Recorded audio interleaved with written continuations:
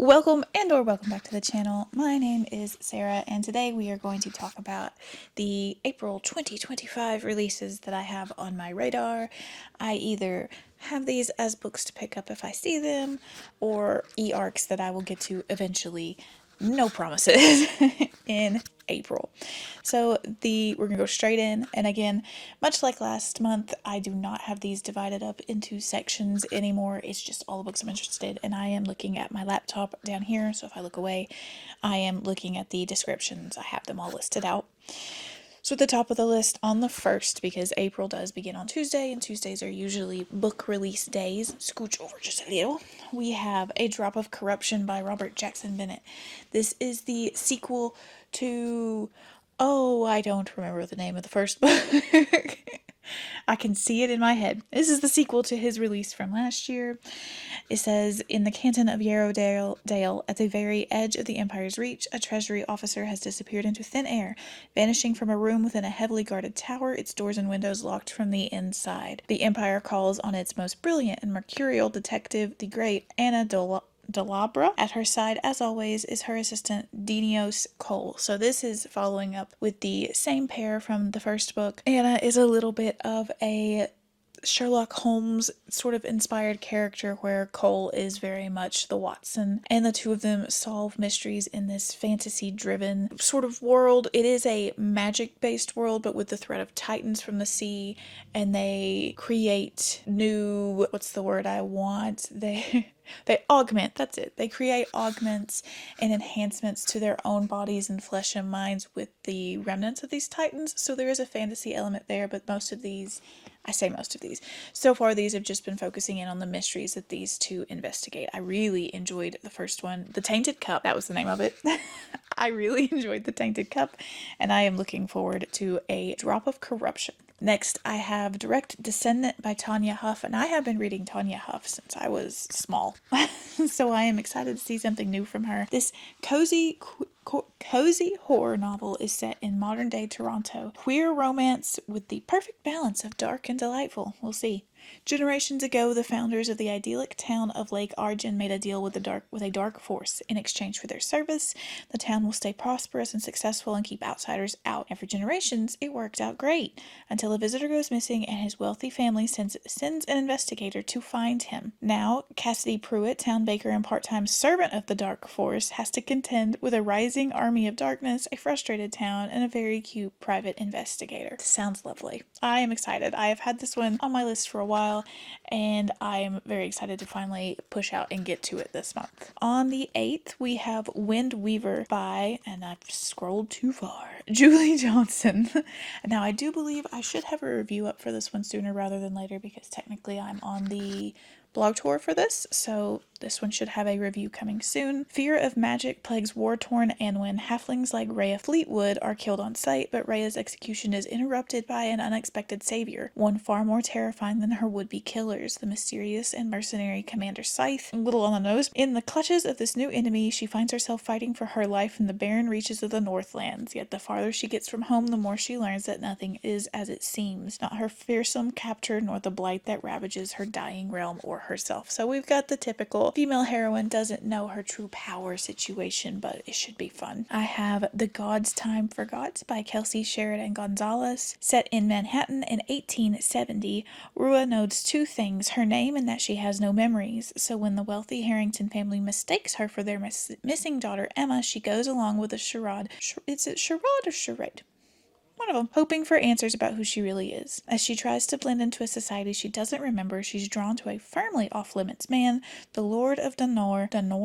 Sure. A newcomer to Manhattan society who is somehow familiar to her. Finn is new to this side of the Atlantic and knows the best way to fit in is to make friends in high places and play by the rules. He knows he shouldn't become involved with a mysterious, recently missing debutante, but he is intrigued by Emma Harrington, and it has an uncanny feeling that this isn't the first time they've met. So of course they've probably met in the past. They don't remember it, and madness and magic follows. We'll see. Next up is one I'm really excited about. It is the next S.A. Barnes. Now, I've read all of S.A. Barnes' books. I have read and reviewed all of them so far that have come out, at least from Tor. I don't know that she has any other ones. This one is called Cold Eternity.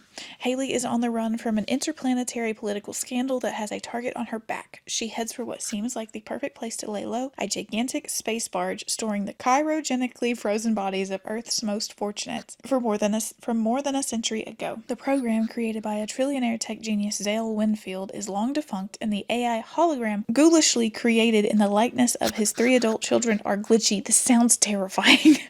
The ship feels like a crypt, and the isolation gets to her almost immediately. She starts to see figures crawling in the hallways, and there is a constant scraping, slithering, and rattling echoing in the vents. It's not long before Haley realizes she may have gotten herself trapped in an even more dangerous situation than the one she was running for, honey. Yeah, that sounds horrifying. I cannot wait. Every time I read the description on that, I get excited, and then I forget, and I'm like, why was I excited about this book? And that's why. That's why I was excited about this book. Alright, the next one is Their Monstrous Hearts by Yigit Turhan. Probably saying that wrong. A mysterious stranger shows up at Ricardo's apartment with news. His grandmother has died, and he has inherited her villa in Milan along with her famed butterfly collection. This couldn't go bad. The struggling writer is out of options, and he's hoping the change of scenery will inspire him. But the house isn't as opulent as he remembers. The butterflies pinned in their glass cases are more ominous than artful. His grandmother's group of mysteriously old friends is constantly lurking, and there is something wrong in the greenhouse. As he explores the decrepit estate, he stumbles upon her diary, which might hold the key to her death. And I'm sure the key to all the other creepy stuff going on. Again, that one sounds super creepy, and I know for a fact that this one is coming out with some fancy sprayed edges, so if that's your cup of tea, much like it kind of is mine, keep an eye out for that on the shelves. Now, on April 15th, A Fellowship of Bakers and Magic by Jay Penner is coming out, and I have in the past DNF'd to this book because it is billed as, I think, a cozy, but it didn't read very well as a cozy, and I just wasn't in the mood for it. But I do have an e-arc of the actual new indie. It's not self-published anymore. It's with a smaller publishing house, Poison Pen Press. They're putting it out in a nice hardcover edition, and I have the e-arc of that, so I will reread and finish it. In the heart of Aidenshire, while elvish enchantments and dwarven delights rule, human baker Arletta Starstone works twice as hard at perfecting her unique blend of baking with apothecary herbs. So she bakes and sells at the local market. She's very good. And her neighbor, a pair of orcs, they submit some of her work to this big, basically the Great British Bake Off, but it's like the Great Aidenshire Bake Off. And she's accepted, and she goes to this even though most non-magic folk don't do it, and it's her competing there. She goes with the help of a wood elf, and she meets a dwarven woman who also is competing. It's about as far as I've gotten, but that's the general gist of the story. The next one I actually have not read the description on it, in full honesty, but I was emailed by the Orbit publicist, and I scanned it, and I thought, sure, why not? I love Chosen One trope stories, and this one is billed as a Chosen One with a twist. Rawl has a destiny, claim his birthright as the last surviving heir of King Balbanus, and lead his conquered people to freedom. The signs are there, his birthmark in the shape of Balbanus's half-moon and dagger, the gemstone-hilted sword he found in his parents' inn, and the sudden influx of illegal books featuring the late king's lineage. Never mind that his maw is a hidden scribe writing a play about Balbanus' return, or that his da, a hardened warrior, has been training him to fight since he could stand, or the fact that his sword doesn't look very old at all. He feels much more comfortable reading than fighting, and his birthmark is looking more and more like a burn scar. So maybe perhaps his parents set this whole thing up. We'll see. I do like the premise there. We have a nonfiction on here because I have been reading a lot more nonfiction lately. The Rebel Romanov by Helen Rappaport. This one is about Catherine the Great of Russia in 1795. She was in search for a bride for her grandson Constantine, who stood third in line to her throne. In an echo of her own story, she selects an innocent young German princess, Julie of Saxe-Coburg, aunt of the future Queen Victoria. Though Julie has everything a young bride could wish for, she is alone in a court dominated by an aging empress and riven with rivalries, plotting, and gossip. Her husband is violent one moment and tender the next, and she longs to leave Russia, but her family in Germany won't allow her. And this follows along her life and her escape from Russia, how she finally leaves, and how she gives birth to possibly three illegitimate children. This is fascinating. I've actually never heard much about this woman. I just remember liking the information on the arc, so I picked it up. So I am very, very excited to read this. I think I have one nonfiction going now. This may be my next one. Back to fantasy, we have The Raven Scholar by Antonia Hodgson, and this one looks really pretty. I've seen Orbit show it on their Instagram, and it's got like silver foiling on it. It's a masterfully woven tale of imperial intrigue from an electrifying new voice in epic fantasy. They always say that. In a stunning edition featuring French flaps and silver foil cover. There it is. It's even on the back of the book. It says, "Let us fly now to the empire of Orun, where after 24 years of peace, the reign of Bursoon the Brisk has come to an end. In the heat of midsummer, 7 exceptional warriors, thinkers, strategists, that's a typo. I wonder if that's actually on the book. Compete to replace him. When one of them is murdered, it falls to Nima Kra, the Empire's brilliant, idiosyncratic high scholar, to find the killer and fight for the throne. Nima believes she is alone, but we are here to help. All she has to do is let us in." What does that mean? Who is us? What is happening? That sounds very intriguing. I quite like that. One I am very excited about. I am excited about all these, I'm going to be honest. But this one I have been seeing on Instagram a lot is The Gentleman and His Vowsmith by Rebecca Ide. Lord Nicholas Montrez is trapped, the only heir to a declining dukedom. He is destined for a marriage of convenience. He doesn't expect for his bride, however, to be Lady Leaf Sorrel, daughter of his father's heated enemy. Tradition dictates the families are confined together while the marriage contract is crafted. That can't be good. Until Nick learns the Sorrel's head negotiator is Master Vowsmith Dashiel Saver. Beautiful, perfect Dashiel Saver, an old flame he has neither forgotten nor forgiven. Nick's only defense is false smiles and too much wine. Another dead body. This thing is full. My list is full of murder mysteries. Do we detect a trend? A dead body turns up, tension high. The first death is brushed off as an unfortunate accident. The second, there it is, reveals something sinister. Accusations fly. Long buried secrets surface. Yep, that sounds good. I like that. I love a murder mystery. What can I say? Palace Near the Wind. Now, this is a novella. I do know this is a novella, and I don't know if this is horror or if this is sci-fi, because the author has won a Nebula and a Bram Stoker, so it just says brutal and beautiful science fiction novella. Louis Lu Feng is the eldest princess to the Feng royalty and bound by duty and tradition, the next bride to the Human King. With their bark faces, arms of braided branches, and hair of needle threads, the Feng people live within nature, nurtured by the land, but they exist under the constant threat of human expansion, and the negotiation of bride wealth is the only way to stop or at least delay the destruction of their home. Come her wedding day, she plans to kill the king. Trapped in the great human palace in the run-up to the Union, Lu Feng begins to uncover the truth about her people's origins and realizes that they will never be safe from the humans. It should be interesting. I hope that's a big plot for a little novella. We'll see what happens. April 22nd, the 3rd Warden book comes out. This one's called Advocate. It's by Daniel M. Ford. I love this series. I read and reviewed The Warden and the sequel when they came out, so I'm looking forward to this one as well. Alice is back on her home turf, but it's not as welcoming as she remembered. So in the first 2 books, she graduates from college, her magical college, and she goes off to work as a warden to a small country border town. Some things happen, some stuff gets loose, and in the 2nd book she has to deal with this, and in the 3rd book she has been called back into high society where she is originally from. She goes to the grand city and she has to work to she's working to clear her mentor of murder charges. I don't really know a lot else about it. I don't want to know. I loved the other 2 books, so I'm just going to go into this one and trust because I like it. I highly recommend if you like a slightly cozy fantasy D&D vibe. These are great ones to pick up. Oh, this one has a beautiful cover. I have feelings about the cartoon covers that are out. Most of them are okay. I don't mind them. Some of them are just lazy and I don't like them.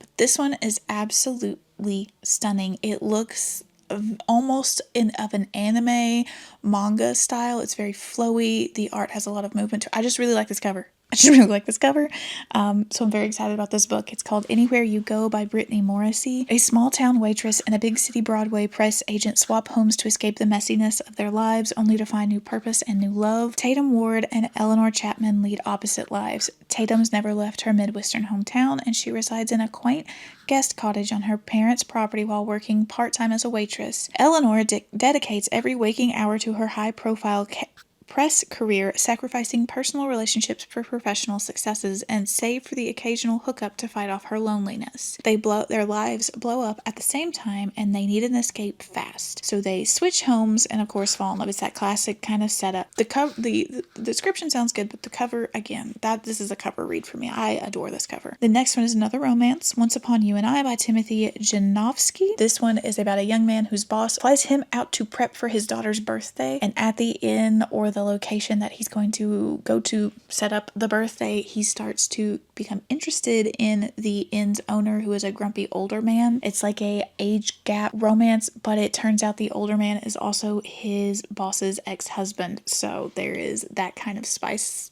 There's a little bit of taboo in there, so we'll see what happens. Moving back into horror with Chuck Wendig is The Staircase in the Woods. 5 high school friends are bonded by an oath to protect one another no matter what. Then on a camping trip in the middle of the forest, they find something extraordinary, a mysterious staircase to nowhere. One friend walks up and never comes back down, and the staircase disappears. 20 years later, the staircase has reappeared, and the group returns to find the lost boy and what lies beyond the staircase in the woods. I think the staircase in the woods, like mythos, if you're unfamiliar, you can Google it, but people reportedly see staircases in the woods on national park land and wildlife areas all the time, and it's like this big cover up, whatever. That whole thing is super creepy to me, and Chuck Wendig is very good at very creepy things, so this one should be interesting. Back to romance for the last one that I have an arc of, at least. Hardly a Gentleman by Eloisa James. I love Eloisa James. I have for years. Desperate after her season comes to a spectacularly disastrous end, the Honourable Miss Clara Vetri jumps into a carriage hired to take a housekeeper to Scotland. Lord of Castle Caerlaven, I know I'm saying it wrong, has no interest in a wife, especially a love match, but when he sees his new housekeeper, he changes his mind. Basically, she pretends to be a housekeeper, she rejects his proposal over and over and over again, and it's the two of them trying to, figure it out. They end up forced to marry. We'll see what happens. That could be fun. I like that idea. So some more that I have written down. I don't have a lot of information on some of these, or some of these are really hyped. For example, Enchantra by Kaylee Smith. This is a sequel to Phantasma, which did really well last year, and I also liked it. Firebird by Julie Cross is also getting a lot of hype. This one is about a Roman general who has turned dragon shifter, I think, and he is enthralled with this dancer. He says he instinctively shifts to save her, an action that may mean his head on the Imperial Gate, so I guess that means he's also kind of an enemy to his own state. It's got a beautiful cover. I like Juliet Cross. I've read her before. Hunger in His Blood. I don't have a actual synopsis on this. I didn't pull it up. This is the 3rd book in the Brides of the Kylor, and this one says the bullet points I got from the website for it are Playboy and male main character, Sunshine female main character, a lot of angst, bloodsucking because they're a type of vampiric alien, a secret surprise, which has already been revealed. There is a secret pregnancy trope in this one, and it's supposed to be kind of so the first one was super angsty, the second one was not so angsty, but it was very sweet, and I think this one is supposed to be further onto the more of the goofy side, but we'll see. I really love those. And this one here, hold on, where did it go? I have one that I found there it is. At the end of the month, I found this one while I was looking at this list. I actually requested this on NetGalley because it was still up. Didn't expect to get it, but I got it yesterday. It's called The Floating World by Axio. Final Fantasy meets Shadow and Bone.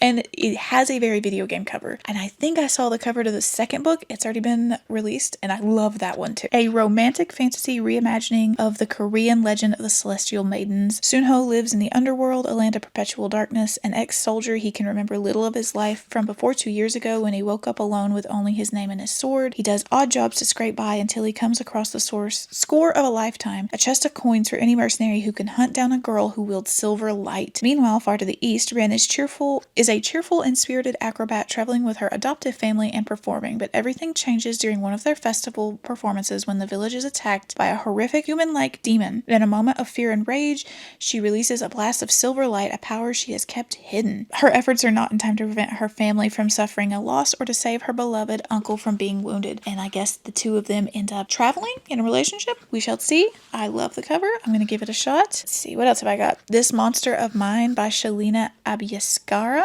This is a murder mystery. 18-year-old Sarah doesn't know why someone tried to kill her 4 years ago, but she does know her case was closed. Hell-bent on vengeance, she returns to the scene of the crime as a prosecutor who can magically detect lies and is assigned to work with Tetrarch Kadra. Ice cold and sadistic, Kadra is the most vicious of the 4 judges who rule the land and the prime suspect in a string of deaths identical to Sarah's attempted murder. You would think I could read my own name. Certain of his guilt, Sarah begins a double life solving cases with Kadra by day and plotting his ruin by night. This sounds and feels a little bit like, that sounds a lot like Immortal Dark, but I love that, and I love the idea of this. It sounds really good. I like magically detecting lies.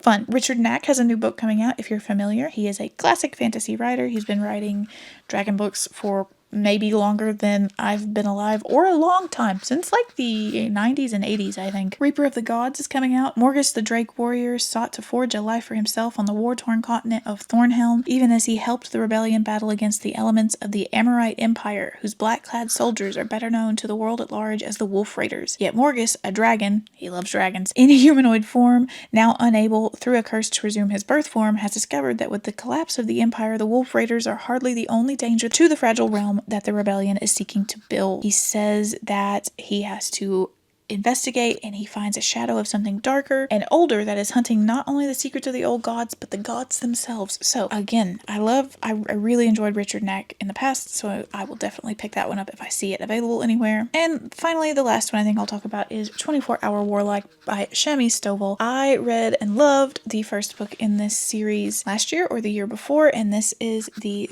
third book. I still haven't read the second book. Building up his PI agency, Finch's sister-in-law Jessica comes to him with a problem. She cheated a wizard, an infamous demonologist known for his crime dealings, and now he wants her dead. So, determined to help her, Finch and a few others around town, all within a 24-hour period, make a pact to defeat the wizard. Now, the trick with this series is our primary character can manipulate time in a way that it's almost like a game save. He can make a mark on his hand at a certain point in time. If things don't go the way he wants from there forward, he can reset time to when that mark on his hand was made.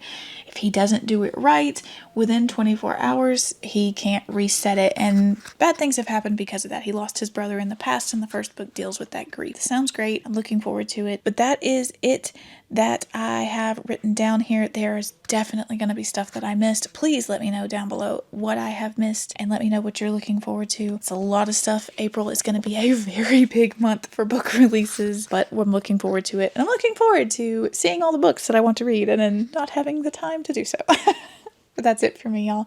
Thanks so much for watching again. Let me know what you're looking forward to. What did I miss? That sort of thing. And I'll talk to you guys again soon. Bye.